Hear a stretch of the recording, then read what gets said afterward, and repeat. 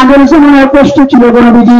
আপনারা যদি এই সমস্ত নবীরা কালিমার দাওয়াত দিয়েছেন, নবীদের উম্মতরা নবীদেরকে নির্যাতন করেছে গো নবীজি। আমার প্রাণের ভাইয়েরা, আগের সময় নবীজি দুনিয়াতে আসার 70 বছর আগে একজন বাদশা ছিল, যার নাম ছিল ইউসুফ জুলওয়াস। বলেন তার নাম কি? ইউসুফ জুলওয়াস। ইউসুফ জুলওয়াস। আমার প্রাণের ভাইয়েরা, ওই বাদশাহ জাদুগিরি লালন করত। এই সময় আমরা দেশ বাদশারা গুন্ডা ভান্ডা লালন করে যাতে তাদেরকে নিরাপত্তা দেওয়ার জন্য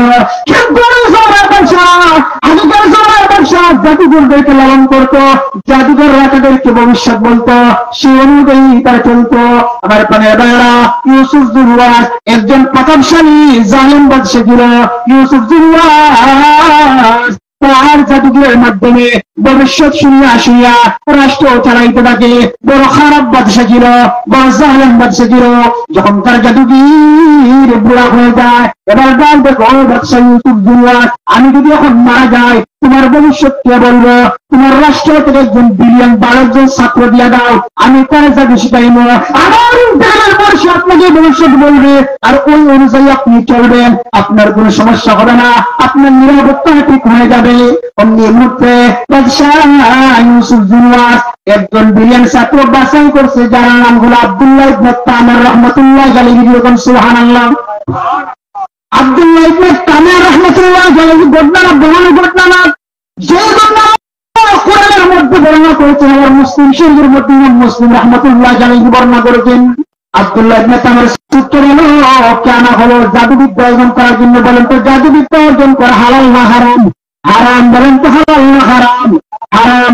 জাদুবিদ্যা অর্জন করা হারাম। আমার প্রাণের ভাইয়েরা, আমরা সমাজে কিছু কিছু মেশাল আছে, কবিরাজি করে যে জাদু করে কি করে না, এইগুলো সম্পূর্ণ হারাম। এইরকম জাদুঘরদের সামনে কখনো যাইবেন না।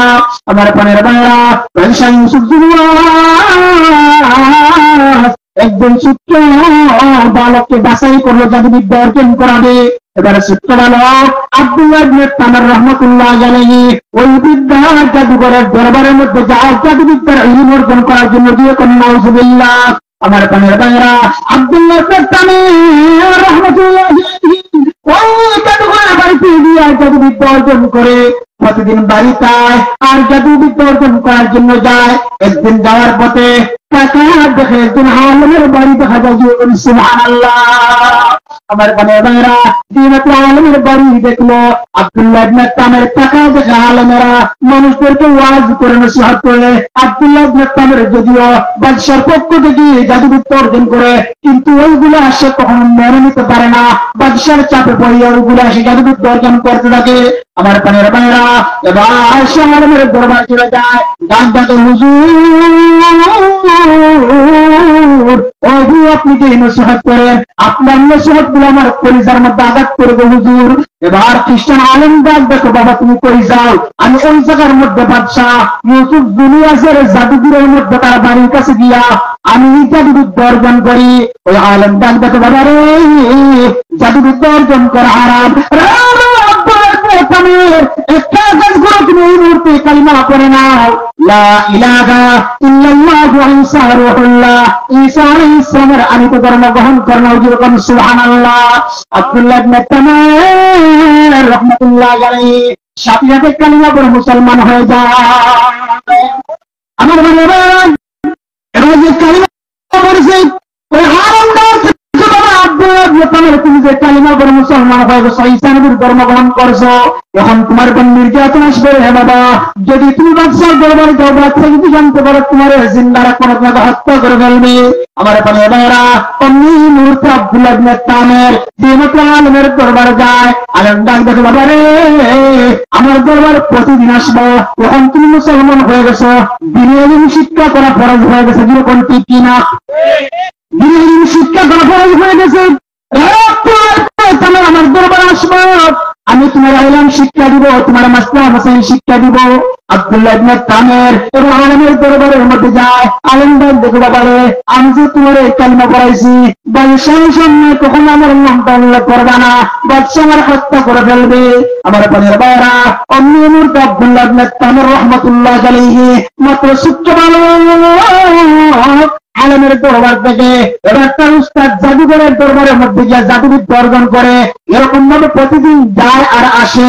যেই মাত্র বাড়ি থেকে আলেমের দরবারে যায়, জাদুঘরের দরবারে যাইতে লেট হয় কি হয় না?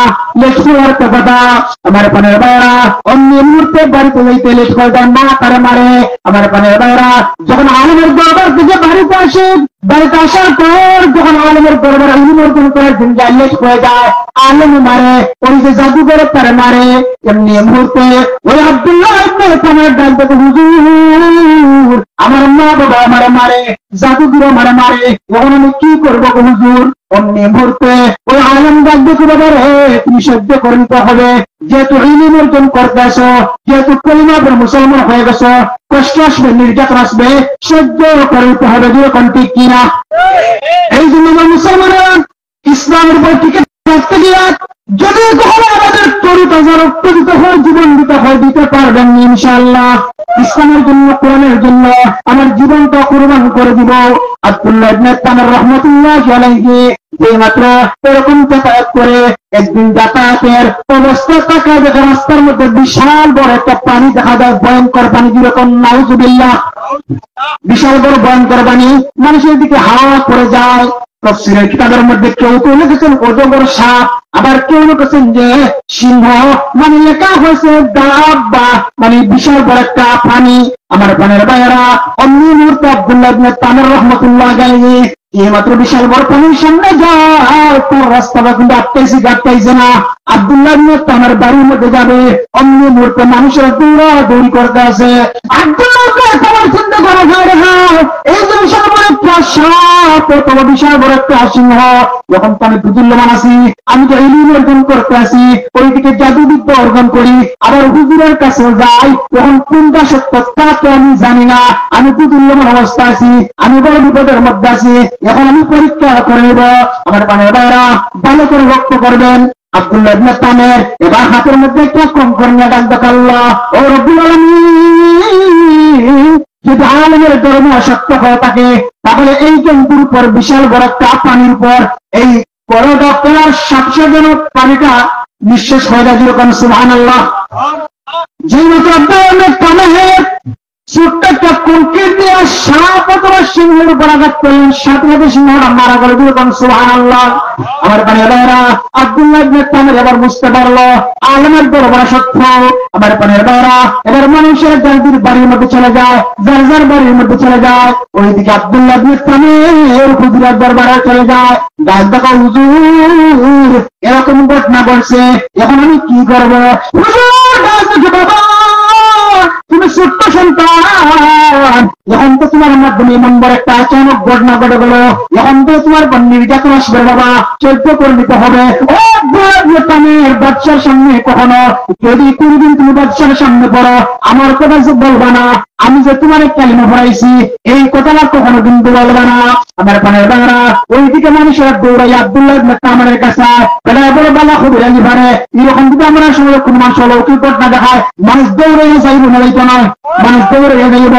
আমার পানের আব্দুল্লাহ তামের পক্ষ থেকে অলৌকিক ঘটনা দেখার পর এবার মানুষেরা ছুটিয়া দৌড়ে আসে, ডাক দেখে, বাবা রে আমার মাথা না খাটাইয়া দাও, মাথা খাটাইয়া দে, মাথা বেটা চলে যায়, যে যে রোগের জন্য স্বরূপ থেকে আল্লাহ শিবা দিয়ে দেয়। আব্দুল্লাহ ইবনে তামের ডাক দেখে, ভাই শিবা দেওয়ার মালিক আমি না, শিবা দেওয়ার মালিককে বলেন তো, রূপ থেকে শিবা দেওয়ার মালিককে যেরকম। আব্দুল্লাহ ইবনে তামের ডাক দেখে, রূপ থেকে শিবা দেওয়ার মালিক আমি না, আমার রূপ থেকে শিবা দিয়ে দে, আমি শুধু অসিলা করি। আমার পানের ভাইরা মানুষেরা বলা হয়ে যায়। ওইদিকে বাদশাহ একজন মন্ত্রী ছিল, অন্ধ মন্ত্রী, যে বেটায় সুখকে দেখে না। বলেন তো যে মানুষ অন্ধ, তার সুখ দিয়ে দেখার ইচ্ছা আছে না নাই? ইচ্ছা থাকে না, থাকে না। বাচ্চার একজন মন্ত্রী, যার চুক্কু অন্ধ, মন্ত্রী ডাক দেখায় রেখায় ছোট্ট ভালো দে, মানুষের চুক্কু ভালো করে দে। হায় রেখা আমি মন্ত্রী হইলাম, আমার তো টাকার কোনো অভাব নাই, আমার টাকা পয়সার কোনো অভাব নাই, আমি জীবনে কখনো আমার চুক্কু দিয়া প্রসাদের চেয়ারটা পর্যন্ত দেখলাম না, নানা হতে পারে না। যাও যাও, এই ছোট্ট তোমার গোবার হাজির করো। সেই মাত্র হাজির করা হলো। ডাক দেখে বলা, ও আব্দুল্লাহ ইবনে তামের, তোমার মধ্যে খামাই আছে, আমার কুকুরা ভালো করে দিতে পারবানি? আব্দুল্লাহ ইবনে তামের ডাক দেখে, ভালো করার ক্ষমতা আমার নাই। যেরকম সুবহানাল্লাহ। ভালো করার ক্ষমতা আমার নাই, আমার আল্লাহ চাইলে ভালো করে দিতে পারেন। ও মন্ত্রী, যদি টুকটুটা ভালো হয়ে যায় শর্ত হলো কালিমা পড়তে হবে, যেরকম সুবহানাল্লাহ। আব্দুল্লাহ ইবনে তামির রাহমাতুল্লাহ আলাইহি এবার টুকুর মধ্যে হাত দিয়ে দেয়, টুকুটা বুলাইয়া দেয়, টুকুটা ভালো হয়ে যায়, যেরকম সুবহানাল্লাহ। আবার পারে এবার মন্ত্রী কালিমা পড়ে মুসলমান হয়ে যায়, ইসলামের ধর্ম গ্রহণ করেছে। বাদশাহ দরবারে খবর গেছে ইউসুফ জুলওয়াসের দরবারে তোমার মন্ত্রী তো কালিমা পড়ে মুসলমান হয়ে গেছে। যে মাত্র মন্ত্রী বাদশাহর দরবারে চলে যায়, বাচ্চা বলবে বাবা ও মন্ত্রী তুমি তো ছিল অন্ধ, যখন দেখি চৌকে দেখো কেমনে তোমার চক্ষু ভালো হইল, কত ইলে ডাক্তারি দেখাইলে। এবার মন্ত্রী ডাক দেখো বাদশাহ ছোট্ট সন্তান তোমার যে জাদুবিদ্যা অর্জন করে ওই আব্দুল্লাহ ইবনে তামির আমার চক্ষু ভালো করে দিছে। আবার পানে বেড়া অন্য মুহূর্তে আব্দুল্লাহ ইবনে তামিরকে ডাকা হলো, ও বাবা তুমি কেমনে ভালো করে দাও। অন্য মুহূর্তে আব্দুল্লাহ ইবনে তামির ডাক দেখো, ও বাদশাহ আমি ভালো করি না, ভালো করার ক্ষমতা আমার নাই, আমার আল্লাহ ভালো করে দে। আল্লাহ সব করে আমার কোনো ক্ষমতা নাই, বরং এই দুনিয়ার কোন মানুষের কোনো ক্ষমতা আসেনি, কোনো ক্ষমতা নাই। ক্ষমতার মালিক কে? আমার আল্লাহ ক্ষমতার মালিক। আমার পানের ভাইরা অমনি মুহূর্তে ডাক দেবো বাবা আল্লাহ আবার কে? আমি না তোমার আল্লাহ। আগেকার জমানায় বাদশাহ যখন বেশি দিন শাসন করতো তারা নিজেদেরকে খোদাই দাবি করতো, যেরকম নাউজুবিল্লাহ, আর যেরকম নাউজুবিল্লাহ। অমনি মুহূর্তে বাদশাহ ইউসুফ ডাক দেখো আব্দুল্লাহ ইবনে তামির, আল্লাহ আবার কে? আমি না তোমার রব। আব্দুল্লাহ ইবনে তামির ডাক দেখো তুমি কখনো আমার রব হতে পারো না, তোমার রব যিনি তিনি করেন আমার রব। আমার প্রাণের ভাইরা এবার বাদশাহ ডাক দেখো আব্দুল্লাহ ইবনে তামির তুমি ওই আল্লাহর আল্লাহ মানো, আমার আল্লাহ মানো না, আমি তোমার হত্যা করে ফেলবো। আব্দুল্লাহ ইবনে তামির রাহমাতুল্লাহ আলাইহি ডাক দেখো বাদশাহ আমি হত্যা হতে পারি, আমাকে মেরে ফেলতে পারো, কিন্তু ইমান থেকে একটা মুহূর্তের জন্য পিছপা হতে পারি না। আমার আব্দুল্লাহ ইবনে তামির রাহমাতুল্লাহ আলাইহি ইমান পাওয়ার কেমন? বাদশাহ করে আমার বাহিনীরা ছোট্ট বালক হইয়া আমার খায়, আমার ঘরে থাকে, আমি তার বেতন দেয়, এবার সে আমার রোগ মানে না, যাও তারে হত্যা করো। আমার বানেরা আব্দুল্লাহ ইবনে তামির হত্যা করার আগে ওইদিকে মন্ত্রী যে মন্ত্রী ছিল তারও হত্যা করছে, ওই আলেমরা হত্যা করছে। সংক্ষেপে বলতে আসি আব্দুল্লাহ ইবনে তামিরকে হত্যা করবে। ডাক দেখো আমার বাহিনীরা এই ছোট্ট সন্তান, এই ছোট্ট সন্তান আমার আল্লাহ মানে না, আমার রব মানে না, তারে সাধারণভাবে হত্যা করা যায় না, তার নিয়ে তোমরা একটা উঁচা পাহাড়ের মধ্যে যাও, তারে বুঝাইবা, আর তারপর আমার যেন খুদা বলে না, যেরকম নাউজুবিল্লাহ। এবার বিশাল বড় বাহিনীরা আব্দুল্লাহ ইবনে তামির রাহমাতুল্লাহ আলাইহি গিয়া উঁচা একটা পাহাড়ের মধ্যে গিয়া ডাক দেখো বাবা রে তোমার তো হত্যা করা হবে, তুমি আমাদের বাচ্চাকে রব বলো না, এখানে তোমার সময় আছে, তুমি আমাদের বাচ্চাকে রব বলে না। অন্য মুহূর্তে আব্দুল্লাহ ইবনে তামির ডাক দেখো ভাইরা কখনো সম্ভব না, জীবন হতে পারে আমার জীবনটা বিলাইয়া দিতে পারি, তবুও ইমান থেকে পিছপা হবে না, যেরকম সুবহানাল্লাহ। আমার পানে ভাইরা এবার পর আব্দুল্লাহ ইবনে তামির হত্যা করবে। আমার আল্লাহ কি দেখে না? আল্লাহ কি দেখে না? এই জন্য আমার আল্লাহুল মাওলা ফালাহুল কুল, যে ব্যক্তি আল্লাহ হয়ে যায় সারা পৃথিবী তার হয়ে যায়, যেরকম সুবহানাল্লাহ। আমার পানে ভাইরা আব্দুল্লাহ ইবনে তামির ডাক দেখো আল্লাহ এই মুহূর্তে আমি ইমানের উপর টিকতে গিয়া আমার উপর কত বড় মুসিবত, আল্লাহ তুমি কি আমাকে বাঁচাইবা না? আল্লাহ দিন ভূমিকম্প, বাদশার বাহিনীরা সবাই উল্টে প্যান ভেঙে তার লিখতে গিয়ে মারা গেল। আব্দুল্লাহ ইবনে তামির রাহমাতুল্লাহ আলাইহি এবার বাদশার রাজ দরবারে খাটিয়া খাটিয়া চলে যায়। বাদশাহ ডাক দেখে আব্দুল্লাহ ইবনে তামির তুমি কেমনে আমার বাহিনীগুলো কই গেল? আব্দুল্লাহ ইবনে তামির ডাক দেখে তোমার বাহিনী কই গেল? আমি কি বলবো, আমার তোমার আল্লাহ বাঁচাই আনছে। এবার বাচ্চা ডাক দেখো তার কেমনে মারা গেল না পাহাড়ের মধ্যে নিয়া, ও আমার বাহিনীরা একটা কাজ করো, আব্দুল্লাহ ইবনে তামির নিয়া একটা সাগরের মধ্যে নদীতে চলে যাও, নদীর মধ্যে নৌকা ডুবাইয়া দিয়া নৌকা দিকে তাকে ফেলে দিয়া হত্যা করবা, যেরকম নাউজুবিল্লাহ। আমার ভাইয়েরা এই জন্য রাখাল্লাহ মারাকে, যদি আল্লাহ রাখতে চায় কেউ মারতে পারবো নি, কারণ মারার ক্ষমতা আসেনি। আমার ভাইয়েরা ছোট্ট সন্তান 6 থেকে 7 বছর বয়স হবে আব্দুল্লাহ ইবনে তামির রাহমাতুল্লাহ আলাইহি বাদশার বাহিনীরা এবার তারা নৌকা করিয়া লাঞ্ছে করিয়া সাগরের মধ্যে ওখানে নিয়ে যায় ফেলে দেওয়ার জন্য। আমার আল্লাহ কি দেখে না? এমনি মুহূর্তে আব্দুল্লাহ ইবনে তামির ডাক দেখো ও ভুলামি, তারা মারার জন্য সাগরের মধ্যে নিয়ে আসলো। আল্লাহ তুমি তো চাইলে বাঁচাইতে পারো। আমার আল্লাহ দিয়ে দিলেন ঘূর্ণিঝড়। ঘূর্ণিঝড়ের সাথে সাথে নৌকা ডুবিয়া বাদশার সব বাহিনী মারা গেল। আব্দুল্লাহ ইবনে তামের পানির উপর দিয়ে হাঁটিয়া কাটিয়া বাদশার রাজ দরবার হাজির হয়ে যায়। বাদশা ডাকতে প্রচন্ড চেষ্টা করলাম রে বাবা তোমার মারার জন্য, তোমার কেন মারতে পারলাম না।